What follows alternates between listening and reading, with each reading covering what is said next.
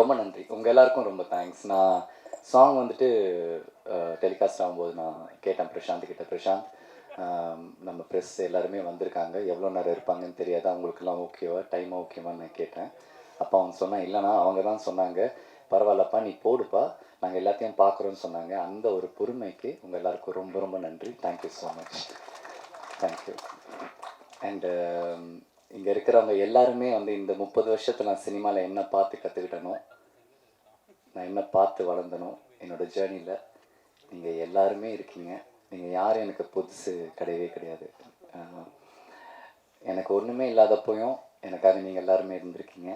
இன்றைக்கி நான் ஏதோ ஒன்று பண்ணும்போதும் நீங்கள் எல்லாருமே எனக்காக இருந்திருக்கீங்க. Thank you for that. இந்த பசங்க இந்த ஸ்டேஜ் ரொம்ப டிஃப்ரெண்ட். ஏன்னா கோவிட் டைமில் பிஃபோர் மாஸ்டர் எனக்கு என்ன படம் வரும்னு எனக்கு தெரியாது. கோவிட்னு ஒன்று டக்குன்னு வந்துருச்சு. நான் ரொம்ப பயந்துட்டேன். ஐயோ இதுக்கப்புறம் எப்படி நம்ம சினிமா தான் எல்லாமே நம்மளுக்கு தேட்டரே இல்லைன்னு சொல்கிறாங்க, திருப்பி ஆடியன்ஸ் வருவாங்களா இல்லையான்னு சொல்கிறாங்க, என்ன பண்ணுறதுன்னு சொல்லிட்டு ரொம்ப ஒரு மாதிரி உடஞ்சிட்டேன். அது யாருக்குமே தெரியாது. பயந்துட்டு நான் சினிமா தான் எனக்கு இல்லைன்னு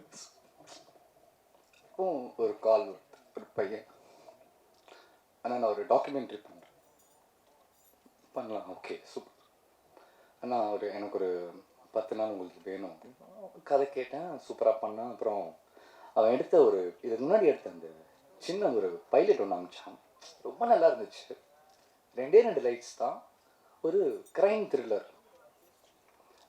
அதுக்கப்புறம் திருப்பி டாக்குமெண்ட்ரின்றான். நான் சொல்கிறேன், டே உனக்கு என்னடா பிரச்சனை, ஏன் திருப்பி நீ டாக்குமெண்ட்ரிக்கு பாரு, தேட்டருக்கு வாடா, தேட்டரே இல்லைன்றாங்க, பயமாக இருக்குது, பெரிய படம்லாம் ஓடிடின்றாங்க, பயமாக இருக்குடா, நம்மளும் அது தேட்டருக்கு பண்ணலாம் வா, எனக்கு சம்பளமே வேணாம், நான் பண்ணுறேன், நான் நடிக்கணும், ஆடியன்ஸ் என்டர்டெயின் பண்ணணும், வா தேட்டருக்கு போகலாம் நான் சொன்னேன். ஓகேன்னு சொன்னேன். நான் செம்ம ஹாப்பி. என்னடா டக்குன்னு ஓகேன்னு சொல்லிட்டேன். ஓகே அப்படின்னு பார்த்தா அப்புறம் போகிறான். அவங்க அப்பா ஹெல்ப் பண்ணுறாங்க, அவங்க அண்ணன் ஹெல்ப் பண்ணுறாங்க, அவங்க ஃப்ரெண்ட்ஸ் ஹெல்ப் பண்ணுறாங்க. ஒரு சினிமாவை காப்பாற்றுறதுக்கு சினிமாவில் இருக்கிறவங்க சினிமா எடுக்கல, யாரோ ஒரு கிரிக்கெட் டீமில் இருக்கிறவங்களுக்கு இந்த படம் ஆரம்பிக்கிறது ஹெல்ப் பண்ணியிருக்காங்க. That is the power of cinema. அதுக்கப்புறம் வரான், எடுக்கிறான். அப்புறம் ஆஸ் யூஷுவல் தேட்டருக்கு வர்றதுக்கு நம்மளுக்கு ரொம்ப கஷ்டமாக இருக்கும்ல. சின்ன படம், நம்மளுக்கு ப்ரொமோஷன்ஸ் இஷ்யூஸ் இருக்குது. அப்புறம் என்னால் என்னென்ன முடியுமோ எனக்கு பிடிச்ச என்னுடைய டெக்னீஷியன்ஸ், இவங்க நல்லா பண்ணுவாங்கன்னு நினச்சி என்னுடைய டெக்னீஷியன்ஸ், என்னுடைய ஃபைட் மாஸ்டராக இருக்கட்டும், என்னுடைய மியூசிக் டைரக்டராக இருக்கட்டும், இந்த சிரிகானாக இருக்கட்டும், இந்த கோபாலாக இருக்கட்டும், என்னால் என்னென்னலாம் ஒரு படத்தை தூக்கிட்டு வர முடியுமோ. ஏன் அப்படின்னா என் படத்தை நான் தானே காப்பாற்றணும், வேறு யார் வந்து காப்பாற்ற நான் வெயிட் பண்ணிகிட்டே இருப்பேன், அது பண்ண முடியாது என்னால். அவங்க அப்பா இன்வெஸ்ட் பண்ணியிருக்காரு. அந்த டைமில் அவங்க அம்மா வேறு அவங்க கோவிலில் இழந்துட்டாங்க. அவங்க அம்மா கடைசியாக என்கிட்ட சொன்ன வார்த்தை, என் பையனை பார்த்து கொண்டுறாங்க, என்ன பண்ண முடியும், அவ்வளோ பெயின். சரி ஓகே இந்த படம் பண்ணிடலாம் அப்படின்னு வந்தேன். ஆஃப்டர் 3 years இன்றைக்கி இந்த படம் தேட்டருக்கு வருது. நான் உங்ககிட்டலாம் ஒன்று தான் கேட்டுக்கிறேன், நாங்கள் பெரிய படம் பண்ணியிருக்கோம், சின்ன படம் பண்ணியிருக்கோன்றதை நீங்களும் பார்க்காதீங்க. நாங்கள் உங்களுக்காக படம் பண்ணியிருக்கோம், உங்களுக்கு 2 hour கொடுங்க, நாங்கள் நல்லது செஞ்சுருக்கோமோ கெட்டது செஞ்சுருக்கோமோ, கரெக்டாக பண்ணியிருக்கோமோ தப்பாக பண்ணியிருக்கோம், எல்லோரும் தேட்டருக்கு வாங்க, சின்ன படம், முடிஞ்ச அளவுக்கு எழுதுங்க, ஹெல்ப் பண்ணுங்கள். இந்த ஸ்டேஜில் இருக்கிறவங்க எல்லாருமே எனக்கு ரொம்ப பிடிக்கும். யாருமே காசு எதிர்பார்த்து காசு கொடு நான் வரேன்னு சொல்லி யாருமே வரல. அதனால தான் இந்த படம் இன்றைக்கி ஸ்டேஜ் வரைக்கும் வந்து March 15 தேட்டருக்கு வருது. இங்கே காசு இங்கே யாருக்குமே முக்கியம் இல்லை, எங்களுக்கு எங்கள் ஒர்க் தான் முக்கியம், எங்கள் படம் தான் முக்கியம்.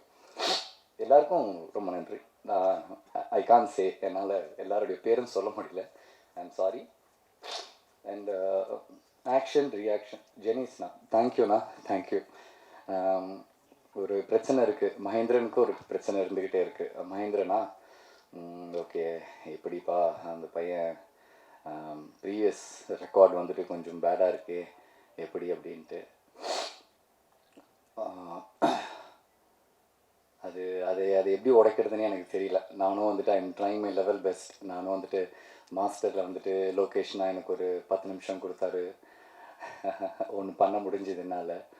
நான் திருப்பியும் லேபிளில் வந்துட்டு அருணா வந்துட்டு ஒரு அருண் ராஜா காமராஜ்னு ஒரு 10 எபிசோடு குடித்தார். என்னால் பண்ண முடிஞ்சது. இன்றைக்கி பிரசாந்த் எனக்கு ஒரு படம் கொடுக்குறான், எனக்கு வேறு ஒரு டைரக்டர் ஒரு படம் கொடுக்குறாங்க. I'm trying my level best. நீங்கள் என்ன தயவு செஞ்சு நான் நடிச்சிருக்கேன் அப்படின்னா நீங்கள் என்ன பார்க்கவே பார்க்காதீங்க. அதுக்கு பின்னாடி நிறைய உழைச்சிருக்காங்க, நிறைய மியூசிக் இருக்குது, நிறைய கேமராலாம் இருக்குது. அதெல்லாம் கொஞ்சம் பாருங்கள். ஒரே ஒரு விஷயந்தான் உங்கள்கிட்ட கேட்டுக்கிறேன். சினிமா நல்லா இருக்கணும்னா நீங்கள் எல்லாருமே தேட்டருக்கு வரணும். நீங்கள் எல்லோரும் தேட்டருக்கு வந்தால் மட்டும்தான் சினிமா ஜெயிக்கும். இன்றைக்கி ஏன் ஒரு மலையாள படம் நம்ம தமிழ்நாட்டில் ஜெயிக்குதுன்னா அந்த படம் நல்லா இருக்குன்னு தெரிஞ்சோன்னே எல்லோரும் தேட்டருக்கு போகிறாங்க. நல்லா இருக்குன்னு தெரிஞ்சதுக்கப்புறம் எங்களுக்கு அந்த வாய்ப்பெலாம் கிடையாது. நாங்கள் 15ஆம் தேதி வரோம், ஒரு ஃப்ரைடே சாட்டர்டே சண்டே, அவ்வளோதான். அதில் என்ன ஷோ கிடைக்குதோ அதுதான் எங்களுக்கு திருப்பி நெக்ஸ்ட் வீக் எங்களால் போக முடியும். ஸோ எல்லோரும் தேட்டருக்கு வாங்க, இந்த படம் பாருங்கள். ரொம்ப நன்றி உங்களுடைய டைமுக்கு. Thank you so much for everything. Thank you. எந்த ஸ்டேஜ்லையுமே எனக்கு வாய்ப்பே கிடைச்சதில்லை. சதீஷ்னா வாங்க. என்னுடைய எல்லா படங்களும் சதீஷ்னா தான் எனக்கு பிஆர்ஓ பண்ணிக்கிட்டே இருக்கார். எனக்கு தெரியாது உங்கள் எத்தனை பேரை வந்துட்டு அவர் எப்படி பார்த்துக்கிறாருன்னு எனக்கு தெரியல. ஆனால் என்னுடைய நிறைய படங்களுக்கு நான் ரொம்ப கம்மி பேமெண்ட் தான் நான் கொடுப்பேன். ஆனால் ப்ரெஸ்ஸை கூப்பிடுங்கன்னு சொல்லுவேன், உடனே கூப்பிடுவார். நீங்களும் எப்படி எனக்காக வந்துக்கிட்டே இருக்கீங்கன்னு எனக்கு தெரியல. என்னால் என்ன உங்களுக்கு பண்ண முடியுதுன்னு எனக்கு தெரியல. ஆனால் ஒன்றே ஒன்று சொல்கிறேன், சினிமாவில் நான் ஒரு இடத்துக்கு வரும்போது ஏன் சினிமாவில் இருக்கிறவங்களை எப்படி பார்த்துக்கணும் எனக்கு நல்லா தெரியும். அன்றைக்கி நான் அவங்கள பார்த்துக்கிறேன். Amigo garage. சொல்லுங்க. அமிகோ கேரேஜ் ஆக்சுவலாக தமிழ் படங்களுக்கு ஆங்கில டைட்டில் வைக்கிறதுக்கு ஒரு சாரார் குறை சொல்லிட்டு இருக்காங்க. நீங்கள் ஸ்பானிஷையும் கலந்து வச்சுருக்கீங்க, ஸ்பானிஷையும் சொன்னீங்க. ஏன் அது அமிகோ கேரேஜுங்கிறது புழக்கத்தில் இருக்குது. ஏதாவது ஃப்ரெண்ட்ஸ்ன்னு சொன்னீங்க அமிகோ, அது அப்படியே தமிழ்லேயே வச்சுருக்கலாமே. இல்லை, நான் என்னென்னா நான் சொன்னலைண்ணா, அந்த ஜிஎம் சுந்தர் சார் ஒரு கேரக்டர் பண்ணியிருக்காருன்னு சொன்னலைண்ணா. ஸோ அவருக்கு வந்து ஒரு ஸ்பானிஷ் கனெக்ட் இருக்கணும். என்ன அப்படின்னா ஒரு சின்ன ஒரு ஃப்ளாஷ்பேக் இருக்கும் அவருக்கு. அவரோட சின்ன வயசில் ஒரு சின்ன ஃப்ளாஷ்பேக் இருக்கும். அந்த ஃப்ளாஷ்பேக்கில் வந்து ஒரு ஸ்பெயினில் இருந்து ஒரு பொண்ணு மேலே வந்து ஒரு சின்னதாக ஒரு லவ் இருக்கும். ஸோ அந்த லவ் வந்து இவர் ஒன் சைட் லவ்வாக இருக்கும். ஸோ இவர் லாங்குவேஜ் புரியாதனால இவருக்கு அவங்க என்ன கன்வே பண்ணாங்க என்ன ஏதுன்றதே வந்து அந்த பொண்ணு சொன்ன மேட்ரு வரைக்கும் தெரிஞ்சிருக்காது. அது கடைசி வரைக்கும் ஒன் சைட் லவ்வாக இருந்திருக்கும். அவங்களோட ஞாபகார்த்தமாக அவங்க விட்டு போனதுலேருந்து சின்ன வயசுலேருந்து அவங்க ஸ்பானிஷ் சாங்ஸு, ஸ்பானிஷில் என்னென்ன இருக்கோ அதை வந்து அவங்க ஞாபகார்த்தமாக அவங்க வந்து அவர் வந்து இது பண்ண ஆரம்பித்தார். ஸோ அந்த கேரேஜில் நடக்கிறதுனால சரி அவருக்கு அந்த ஃப்ரெண்ட்ஸ் கேரேஜ்னு வைக்கிறதுக்கு பதிலாக அந்த ஸ்பெயினில் வந்து ஸ்பானிஷில் என்ன சொல்லுவாங்களோ ஃப்ரெண்ட்ஸுக்கு, ஸோ அதுக்கு வந்து அமிகோ அப்படின்னு வச்சா வந்து அமிகோ கேரேஜ் நல்லாயிருக்கும் அப்படின்னு சொல்லி அந்த கேரேஜோட பேர் தான் நம்ம படத்துக்கு வச்சோம். கதைக்காலம் என்ன ஒரு ஓசூர்ண்ணா. ஓசூர் தான். பாண்டிச்சேரியா இருந்தால் ஃப்ரெஞ்சு சொல்லலாம். ஓசூரில் ஸ்பானிஷ் பொண்ணுங்க நிறைய இருக்காங்களோ? இல்லைங்கண்ணா, இது அவரோட வந்து முன்னாடியான விஷயங்கள் தானே. அவரே வந்து இன்னைக்கு ஒரு 54 வயசு 55 வயசு அந்த மாதிரி தான் போர்ட்ரே ஆவாங்க. அவரோட ஒரு 10 வயசு 12 வயசு ஜேர்னி மாதிரி நாங்கள் காட்டுவோம். அப்போ வந்து நம்ம கிறிஸ்டியானிட்டிஸில் வந்து நம்ம அந்த சர்ச் அதெல்லாம் நம்ம வந்து இது பண்ணுறதுக்கோசரம் நிறைய வந்து இந்த ஃபாரின் கண்ட்ரீஸ்லாம் வந்து எல்லாம் அந்த இதுக்கெல்லாம் வருவாங்கல்ல. ஸோ அந்த மாதிரி வந்த ஒரு பொண்ணு, வேற ஒன்றும் இல்லை. நாமெல்லாம் பிறக்கிறதுக்கு முன்னாடியே அவங்க கிளம்பிட்டாங்க. சரி, அது ஓகே. அதே மாதிரி ஹீரோயினை பற்றி சொல்கிறப்போ நெக்ஸ்ட் டோர், நீங்கள் எங்கள் வீட்டு நெக்ஸ்ட் டோர்லாம் இந்த அளவுக்கு கலர்ஃபுல்லாக ஒரு பொண்ணு இருக்காது. உங்கள் வீட்டு ஓசூர் பக்கம் பெங்களூர் பக்கங்கிறனால ஒருவேளை இவ்வளோ கலராக பொண்ணுங்க இருக்காங்களோ? இல்லைண்ணா, இங்கே வந்து இங்கே இப்படி கொஞ்சம் ஃபங்க்ஷன்னால கொஞ்சம் இப்படி வந்திருக்காங்க. பட் ஆனால் அங்கே வந்து நம்ம படத்தில் வந்து மேக்கப்ஸ் வந்து ரொம்ப யூஸ் பண்ணாமல் அவங்க பார்க்க வந்து கொஞ்சம் நம்ம இதில் பார்க்கும்போது கொஞ்சம் படத்தில் வந்து ரொம்ப ஷட்டில்டாக தான் இருக்கும்னா படத்தில் பார்க்கும்போது உங்களுக்கு கண்டிப்பாக நான் சொன்னது வந்து கனெக்ட் ஆகும்ண்ணா. மகேந்திரன்ஜி, வாழ்த்துக்கள். நீங்கள் ஆதங்கப்பட்டீங்க. உண்மையாக உங்களுக்கு இந்த படமே ஒரு பெரிய இதுவாக இருக்கும், பிரேக்காக இருக்கும்னு நினைக்கிறேன். ஏன்னா மைல்கல்லாகவே இருக்கலாம். நான் பார்த்தேன் ஷார்ட்ஸ்லாம் டிஃப்ரெண்ட்டாக இருந்தது. இதுலேயே நீங்கள் வேறு ரூபத்தில் இருக்கீங்க. இந்த போஸ்டர்லேயே உள்ளே அது மாதிரி இருந்தீங்க. அது என்ன கத்தி மெக்கானிக் ஷாப்பில் மற்றதெல்லாம் இருக்கும், அதுதான் கதையா? இல்லைண்ணா, அந்த மெக்கானிக் ஷாப் அப்படியே அது என் கைக்கு வந்ததுக்கப்புறம் அது ஒரு மாதிரி கத்திலாம் வந்துடும். நான் உள்ள அந்த அந்த அந்த மெக்கானிக் விஷயமே நின்றும் ஒரு டைமில். யாருமே என்னை சுற்றி இருக்க மாட்டாங்க. ஸோ அந்த மூடில் பண்ணது தான். கரெக்டாக சொல்லுங்கண்ணா. நீங்க இங்க பேசிட்டு இருக்கும் பொழுது மகேந்திரன் ரொம்ப எமோஷனல் ஆனார் பாத்தீங்களா? அவர் கண் கலங்கிட்டே இருந்தாரு நீங்க சொல்லும் போதெல்லாம். எவ்வளவு பாண்டிங்ல இருக்கீங்க ரெண்டு பேரும். ஏன்னா அவர் தான் இவ்வளவு பேரை கனெக்ட் பண்ணிருக்காருன்னு அவர் நண்பர் சொல்லியிருக்காரு. ஸோ நீங்க பேசும்போது ரொம்ப எமோஷனல் ஆகி கண்ணு கலங்கிட்டே இருந்தாரு. இல்லை, அதான் நான் சொன்ன மாதிரிண்ணா, நான் ஒரு ஃபியூச்சர் ஃபிலிம் பண்ணோம் அப்படின்னு நான் ஆசைப்பட்ட டைம் அந்த டைமில் இல்லைண்ணா. நான் ஒரு பைலட்டாக பண்ணும், லைக் நான் ஷார்ட் ஃபிலிம்ஸ் எல்லாம் பண்ணிட்டு இருந்தேன். 20 மினிட்ஸ் 15 மினிட்ஸ் என் ஃப்ரெண்ட்ஸை வச்சு பண்ணிட்டு இருந்தேன். ஸோ நம்ம ஒரு 6 வருஷம் ஷார்ட் ஃபிலிம்ஸ் பண்ணாலும் நம்ம ஒரு கிரியேட்டர் ஆகணும், டைரக்டர் ஆகணும் அப்படின்னு சொல்லும்போது நம்ம அந்த ஷார்ட் ஃபிலிம்லேருந்து ஒரு அடுத்த கட்டத்துக்கு நம்மளை நம்ம டெவலப் பண்ணணும் அப்படின்னு பார்க்கும்போது அப்போ ஒரு பைலட் ஃபிலிம் பண்ணலாம், ஃபெஸ்டிவல்ஸ்க்கோசரம் பண்ணலாம். அப்போ தான் நான் மகேனை அப்போ எனக்கு ஓகே ஃப்ரெண்ட்ஸ் எல்லாம் பண்ணிட்டு இருக்காங்க, என்னதான் பண்ணாலும் அது ஒரு ஷார்ட் ஃபிலிம் ஒரு யூடியூப் லெவலில் அந்த மாதிரியே இருக்குமே, ஒரு ரினோட் ஆக்டர்ஸ் நம்ம யாராச்சும் நம்ம அப்ரோச் பண்ணலாம் அப்படின்ற டைமில் தான் எனக்கு ரொம்ப வருஷம் நான் அவர் படங்களோ அந்த டைமில் வந்ததில்லை. நான் அவர் நடிக்கிறாரா என்ன ஏதுன்னு கூட அந்த டைம்லலாம் எனக்கு தெரியல. ரொம்ப நாளாக அவர் ஸ்க்ரீனில் நான் பார்க்காம இருந்தேன். அப்போ தான் நாங்கள் டீமாக நாங்கள் அந்த பைலட் ஃபிலிம் நம்ம இது பண்ணும்போது இந்த கதைக்கு இவர் நல்லா இருப்பார் அப்படின்ற மாதிரி. சரி, இருந்தாலும் அவர் ஆக்டர் ஆச்சு, சரி சினிமாலலாம் ஹீரோவாக பண்ணிட்டுருக்காரு, பைலட்லாம் பண்ணுவாரா அப்படின்ற டவுட் இருந்தது. இருந்தாலும் சரி ட்ரை பண்ணி பார்ப்போமே அப்படின்னு சொல்லி அப்படி ஸ்டார்ட் பண்ணது. அந்த பைலட் ஃபிலிமை நான் இன்னைக்கு லைக் இந்த ஸ்டேஜை நான் உங்கள் எல்லாரு கூட ஷேர் பண்ணுறதுக்கு முக்கியமான ரீசனே நான் சினிமாவில் இருக்கிறதுக்கு அவர் தான். என்ன இல்லைன்னா நான் என் கெரியர் எப்படி ஆயிருக்கும்னு தெரியாது. ஆஃப்டர் கோவிட் என்ன நான் பண்ணியிருப்பேன் அப்படின்றது தெரியாது. அந்த படத்தை ஸ்டார்ட் பண்ணதுனால தான் இப்போ நான் கம்ப்ளீட் பண்ணி இப்போ இந்த ஸ்டேஜ் ஆப்பர்ச்சுனிட்டி கிடைக்கிறதுக்கு முக்கியமான ரீசன் அவர் தான். பட் அந்த ட்ராவல்லே எங்களுக்கு நாங்கள் ஷூட் பண்ணுறதுக்கு முன்னாடி அந்த ஒரு 2 வருஷம் நான் அவர் கூட தான் நான் இருந்தேன். சென்னை அப்போ எனக்கு புதுசு வந்தேன்னா வேறு எங்கேயும் போக மாட்டேன், அவங்க வீட்டுக்கு தான் போவேன். அவர் கூட தான் இங்கே நான் காலையில் கிளம்பி வந்தேன்னா ஒரு நாள் நைட்டு திரும்பி வரைக்கும் எல்லாத்தையும் பேசி முடிச்சுட்டு மறுபடியும் நான் ஊருக்கு போகிறேன் அப்படின்னா அவரை மட்டும்தான் எனக்கு சென்னையில் தெரியும். ஸோ வேறு யாருமே தெரியாது. அதனால அந்த ஒரு அன்இன்ஃபெக்ஷன் லவ் மாதிரி தான் அது. ஸோ எங்கள் 2 பேருக்கும் நான் எப்பவுமே அண்ணா தான், நான் நாள்லேருந்து அண்ணான் தான் கூப்பிட்றேன். அவர் இன்ன வரைக்கும் எனக்கு 2 அண்ணா 3 அண்ணா இருக்காங்க. இவரும் எனக்கு என் ஃபேமிலியில் இருக்கிற அண்ணா மாதிரி தான். ஸோ அதனால் என்னோட சக்ஸஸ் அவரோட படமாக அடுத்த படங்கள் என்னென்ன பண்ணுறாரு அது அவருக்கு முக்கியம் இல்லை. எல்லா இன்டர்வியூஸில் ஆகட்டும், நாங்கள் அட்டன் பண்ண இன்டர்வியூஸில் ஆகட்டும், அவர் சொன்ன வார்த்தை பிரசாந்த் ஜெயிக்கணும், எனக்கு பிரசாந்த் ஜெயிக்கணும், பிரசாந்துக்கோசரம் நீங்கள் படம் பாருங்கள், அந்த மாதிரி தான் இப்போ இன்டர்வியூஸ்லாம் கூட எனக்காக மட்டும்தான் அவர் பேசுகிறாரு. ஸோ அதனால் கண்டிப்பாக என் சக்ஸஸில் நாளைக்கு நான் இன்னொரு ஸ்டேஜுக்கு நான் போகும்போது அதுக்கு மொதல் காரணமும் கடைசி காரணமும் அவர் மட்டும்தான். சொல்லுங்கண்ணா. டார்லிங், நீங்க மாஸ்டர் படத்துல பவானியா பதிச்சிட்டீங்க, இப்போ லேபிளும் செட்டிங் ஆயிடுச்சு. இந்த படமும் உங்களுக்கு லேபிளா அமையுமோ? அமையணும் டார்லிங். எனக்கு நான் பண்ணுற எல்லா படங்களும் நான் ரொம்ப 100% நான் கொடுக்குறேன். அது என்னுடைய டைரக்டர்ஸும் என்னுடைய ப்ரொடியூசர்ஸ் கிட்ட கேட்டால் அது எனக்கு தெரியும். அது எண்ட் ஆஃப் த டே ஸ்க்ரீனுக்கு வரும்போது இது எங்கே எப்படி எனக்கு அது புரியவே இல்லை. நான் பயங்கரமாக பண்ணுறேன், என்னென்னமோ பண்ணுறேன், ஆனால் மிஸ் ஆகுது. எனக்கு இந்த படம் லேபிளை தாண்டி எனக்கு இந்த பையன் ஜெயிக்கணும்னு ரொம்ப ஆசை ப்ரோ. ஏன்னா லோகேஷ் மாதிரி தான், சினிமாவே அவனுக்கு எதுவுமே தெரியாது. அவனுக்கு தெரிஞ்சது சினிமா பார்த்துருக்கான். மணிரத்னம் சாருடைய பெரிய ஃபேன். அவன்னா படம்னா என்னன்னா கணத்தில் முத்தமிட்டால் உட்காந்து பார்த்துக்கிட்டு இருப்பான். அவன் டிப்ரெஸ் ஆனாலும் அதான் பார்ப்பான், சந்தோஷமாக இருந்தாலும் அதான் பார்ப்பான். ஸோ அப்படி ஒரு ஃபாலோவராக வரும்போது, சினிமாவை நம்பி வரும்போது அவனுக்கு நான் கையை கொடுத்து தான் ஆகணும். ஸோ அதனால் என் படம் எல்லாமும் ஜெயிக்கணும், இந்த படமும் கண்டிப்பாக ஜெயிக்கணும். இவனை நம்பி இன்வெஸ்ட் பண்ண எல்லாருமே, என்னுடைய டிஸ்ட்ரிபியூட்டர்லேருந்து என்னுடைய அப்பாலேருந்து, ஸோ எல்லாருக்குமே அது அமையணும் பிரதர். அதான் நான் கேட்டுக்கிறேன். இல்லை, மணிரத்னம் சொன்னதுனால தான் ஹீரோயினை தேடி அவர் படத்தில் மெயின் முக்கியமாக அழகாக காமிப்பார், ஹீரோயின்கள்லாம் தேடி கண்டுபிடிக்கும். நானும் அதை கேட்கணும்னு இருந்தேன். நீங்கள் பேசுகிறப்ப எல்லாரையும் சொன்னீங்க, ஹீரோயினை பற்றி மட்டும் குறிப்பிடலையே. ஹீரோனா சொல்லணும்ல. நீங்கள் ஒரு விஷயம் நீங்கள் கவனிக்கல, ஸ்டேஜில் இருக்கிற எல்லார் பேரையும் சொல்ல முடியல நான் சொன்னேன்.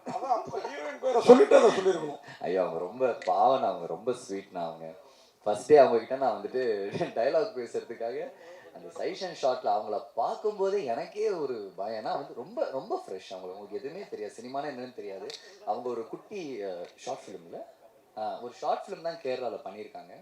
அவங்க வந்திருக்காங்க. ஸோ ஃபர்ஸ்ட் திங் அவங்க என்னை பார்த்து அவங்க எதுவும் பயந்துடக்கூடாது, ஐயோ இவன் ஏதோ பயங்கரமாக நடிப்பா போல இருக்கு அப்படின்ட்டு அவங்கள ஃபஸ்ட்டு நான் ரொம்ப கம்ஃபர்டபுளாக வச்சுக்கணும். ஸோ அதுக்கப்புறம் நல்லா நடித்தாங்க.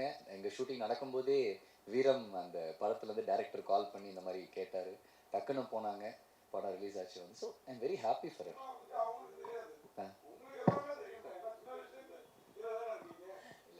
எனக்கு தெரியும்னா, பட் இருந்தாலுமே எனக்கு தெரியுன்றது அவங்களுக்கு தெரிஞ்சுன்னா அவங்க கொஞ்சம் பயந்துருவாங்க. ஸோ அதனால எதுவுமே தெரியாத மாதிரி சொல்லிட்டு. டேரக்டர், உங்களுக்கு ஒரு கொஸ்டின். நான் இங்கே இருக்கேன். ஹாய்ண்ணா, சொல்லுங்க. இப்போ என்னன்னா, இப்போ வந்து உங்கள் படத்தில் வந்து ஒரு விஷயம் கேள்விப்பட்டேன், ட்ரக்ஸ் வச்சுருக்கேன்ட்டு. இப்போ வந்து தமிழ் சினிமாவிலையும் சரி, அரசியலையும் சரி, ட்ரக்ஸை பற்றி நிறைய பேச ஆரம்பிச்சிட்டாங்க. அதனால தான் இந்த 15 அன்னைக்கு ரிலீஸ் பண்ண போறீங்களா இந்த படத்தை? அன்னைக்கு ஏதாச்சும் டே வேணா? இதுக்கு தான் மறைஞ்சு நின்று கேள்வி கேட்டீங்களா? இல்லைண்ணா, 15th அன்னைக்கு ஏதாவது டேவா? இப்போ பேசும் பொருளாக இருக்கிறது ட்ரக்ஸ் தான். ஆமாண்ணா. சரிங்களா? படத்தில் வந்து முக்கிய இதில் வருது அது. ஸோ அதனால தான் இந்த டைம் ரிலீஸ் பண்ணால் நல்லா போகும்னு சொல்லிட்டு பண்ணுறீங்க. அண்ணா இல்லைங்கண்ணா, லைக் இது என்ன அப்படின்னா, நான் கதையை வந்து இது நான் ஃபிக்ஷனாக பண்ணேன்னா, நான் வந்து இது நான் பார்த்த ரியல் லைஃப் கேரக்டர்ஸ் வந்து நான் பார்த்து பழகின ரியல் லைஃப் கேரக்டர்ஸோட லைஃப் வந்து எப்படி மாறுச்சு அப்படின்ற, லைஃப் வந்து எதனால் மாறுச்சு அப்படின்ற விஷயம் தானே. ஏன்னா நான் பார்த்த நிறைய என் கூட இருந்த என் ஃப்ரெண்ட்ஸ் ஆஃப் ஃப்ரெண்ட்ஸ் எல்லாம் இருக்காங்கண்ணா. அவங்க என்ன ஆச்சு அப்படின்னா, அவங்களுக்கு நார்மலாக தான் இருந்தாங்க, நல்லாவே இருப்பாங்க. திடீர்னு பார்த்தா ஒரு 3 நாள் கழிச்சு பேப்பரில் வந்து ஒரு கொலை பண்ணிட்டு ஜெயிலுக்கு போயிருக்காங்க அப்படின்னு வரும். அது ரொம்ப ஷாக்காக இருக்கும். என்னடா 2 நாளைக்கு முன்னாடி பார்த்தோமே, இங்கே தானே எல்லாம் கிரவுண்டில் விளையாடிட்டு இருந்தாங்க, செஞ்சாங்க, எப்படி நார்மலாக இருந்தாங்க, எப்படி இவ்வளோ தைரியம் வருது அப்படின்ற ஃபேக்டருக்குள்ளே நம்ம உள்ளே போகும்போது தான் லைக் இது தெரில. நான் ஒரு நார்மலாக வந்து ஒரு ஆத்திரத்தில் ஒரு விஷயங்கள் பண்ணுறது வேறு. நிறைய கொலைகளுக்கு பின்னாடி நீங்கள் வந்து பார்த்தீங்கன்னா, அந்த கொலை பண்ணுறவங்களுக்கு வந்து நிறைய தைரியம் இருந்தது இல்லைண்ணா. நம்ம கொலை பண்ணும்போது வந்து தைரியம் இருக்காதுண்ணா. அந்த தைரியத்தை வந்து கொடுக்கறது வந்து இந்த போதை தான் வந்து அவங்கள தைரியம் கொடுக்குதுண்ணா. அவங்களுக்கு அந்த போதையில் மட்டும்தான் அவங்களால வந்து ஒருத்தரை போய் நம்ம பிளான் பண்ணி கொலை பண்ணணும் அப்படின்னா, அவங்க அந்த நார்மல் ஸ்டேட்டில் வந்து அந்த தைரியமும் வரதில்லை. அந்த ஸ்டேட்டில் வந்து அவங்களால எந்த டிசிஷன்ஸும் வந்து ப்ராப்பராக எடுக்க முடியறதில்லைண்ணா. அதனால இந்த மாதிரி வந்து இந்த ட்ரக்ஸு, இந்த போதை, இந்த மாதிரி பேட் டிசிஷன்ஸ்னால வந்து நிறைய பேரோட லைஃப் வந்து மாறி இருக்குண்ணா. அது அன்எக்ஸ்பெக்டடாக மாறி இருக்கு.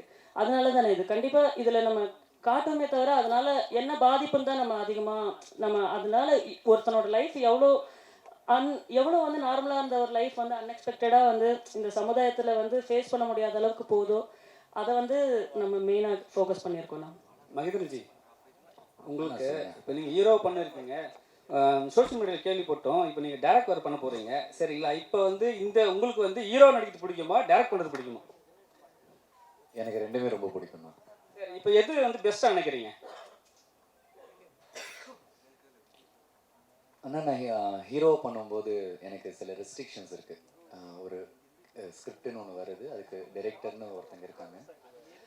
அதை தாண்டி என்னால் வந்துட்டு அங்கே எதுவுமே பண்ண முடியாது. அவரை இம்ப்ரெஸ் பண்ணுறதுக்கு தான் நான் ஒர்க் பண்ணேன்.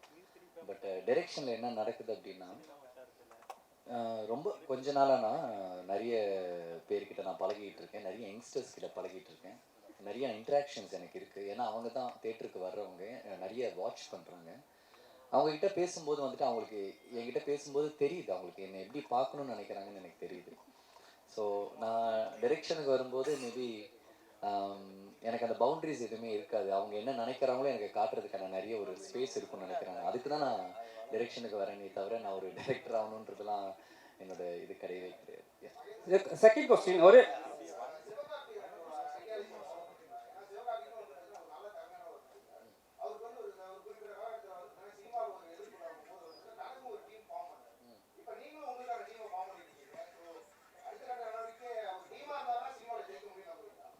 இல்லைண்ணா, கண்டிப்பாக இல்லைண்ணா. நான் வந்துட்டு ஐ belongs to all the team தான். நீங்கள் இந்த தமிழ் சினிமாவில் நீங்கள் எந்த டேரக்டர்கிட்ட கேட்டிங்கனாலும் அவங்க டீமில் நான் இருக்கேன். இன்னைக்கு நம்ம தமிழ் சினிமாவில் பெருசாக ஒரு ஒன் ஆஃப் த பிக்கஸ்ட் மூவியாக நான் வந்துட்டு இருக்கிற கோட்டோடைய வெங்கட் பிரபு டீம்லேயும் நான் இருக்கேன்.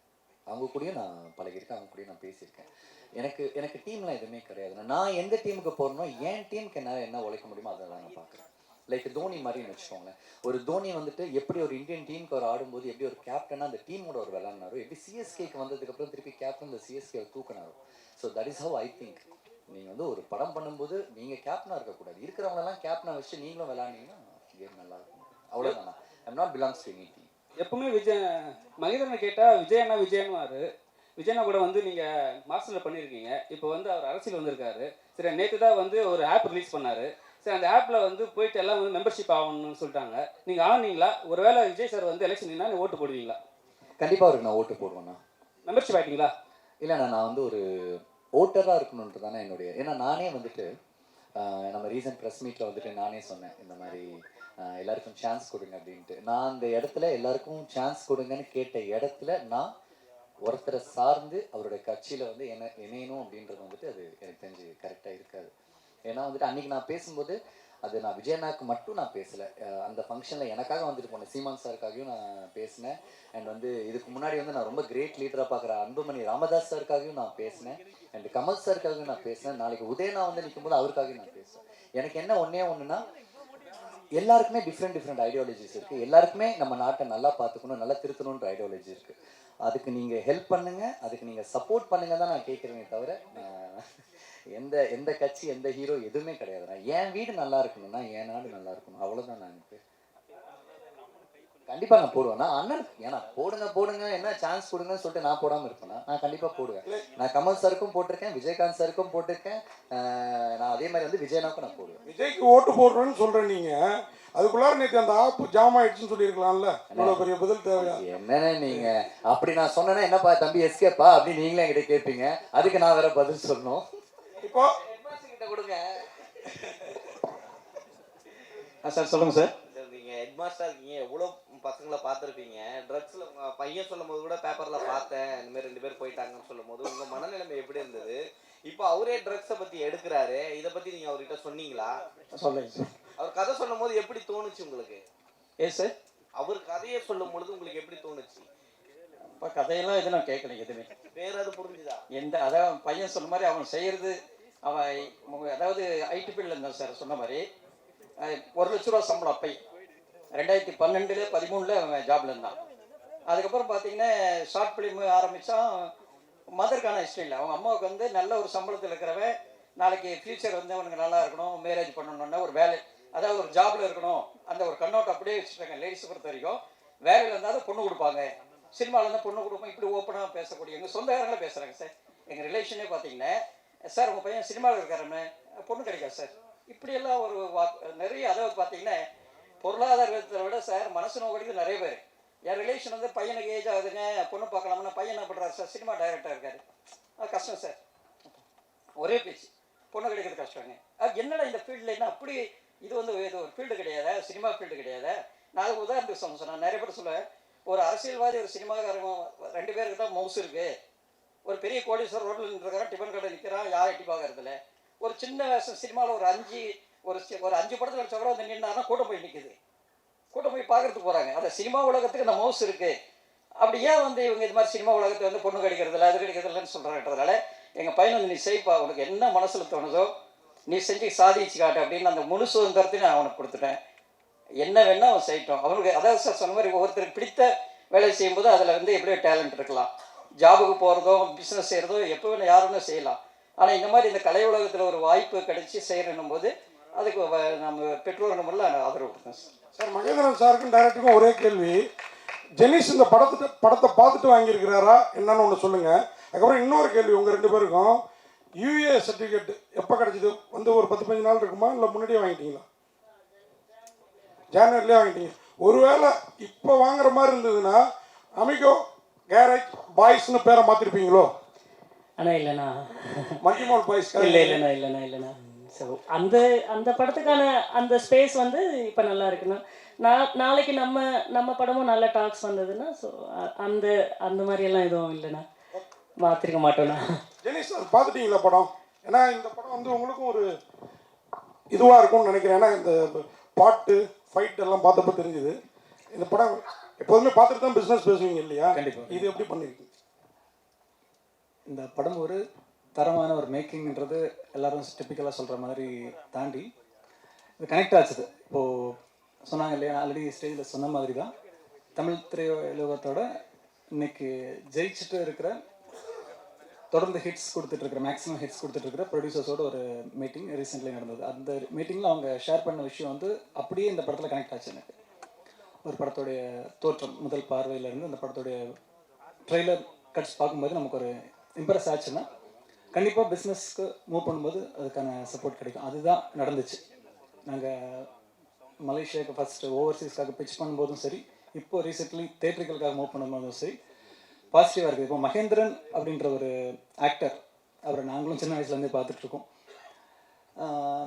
ரொம்ப கஷ்டமாக இருந்தது ஒரு ஸ்டேஜில் எமோஷனலாக இருக்கும்போது. ஏன்னா ஒரு நல்ல சோல் இப்படி ஆர்கனைஸ் பண்ணியிருக்காரு. இது ஆர்கனைஸ் பண்ணியிருக்கிறது வந்துன்றது நிறையா சொன்னீங்க, நிறைய கொஸ்டின்ஸ் கேட்டிருந்தீங்க. இது டீம் ஃபார்ம் பண்ணுறாருன்றது அப்படி இல்லை, கரெக்டாக அமைஞ்சிருக்குது. அந்த டேரக்டரும் அதுக்கு டிசர்வ் பண்ணியிருக்காரு. அவர்கிட்டயும் நான் இன்ட்ராக்ட் பண்ணியிருக்கேன். நல்ல ஒரு சோல்.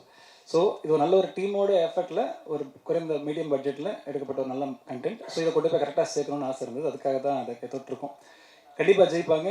மகேந்திரன் சீக்கிரமாக ஒரு சூப்பர் ஹிட் கொடுப்பாருன்னு நம்புகிறேன். ஏன்னா இந்த சென்டிமெண்ட் அதெல்லாம் நிறைய இடத்துல ப்ளே பண்ணிட்டு இருக்குது. நம்ம அரசியலாக இருந்தாலும் ஒரு சின்ன உதாரணம் சொல்லி முடிக்க விரும்புகிறேன்.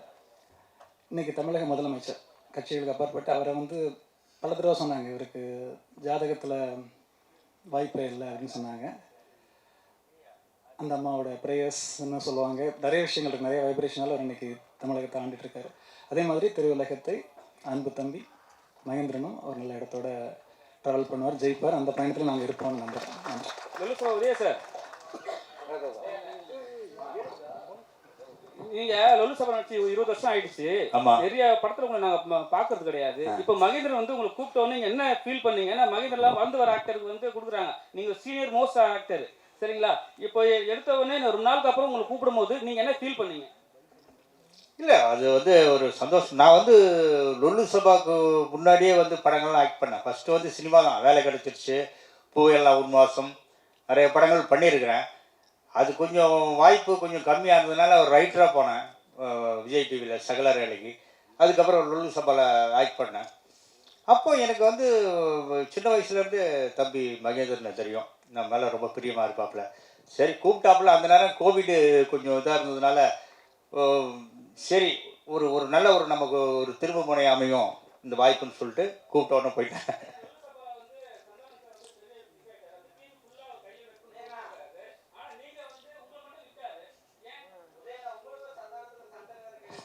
அதெல்லாம் ஒன்றும் கிடையாது.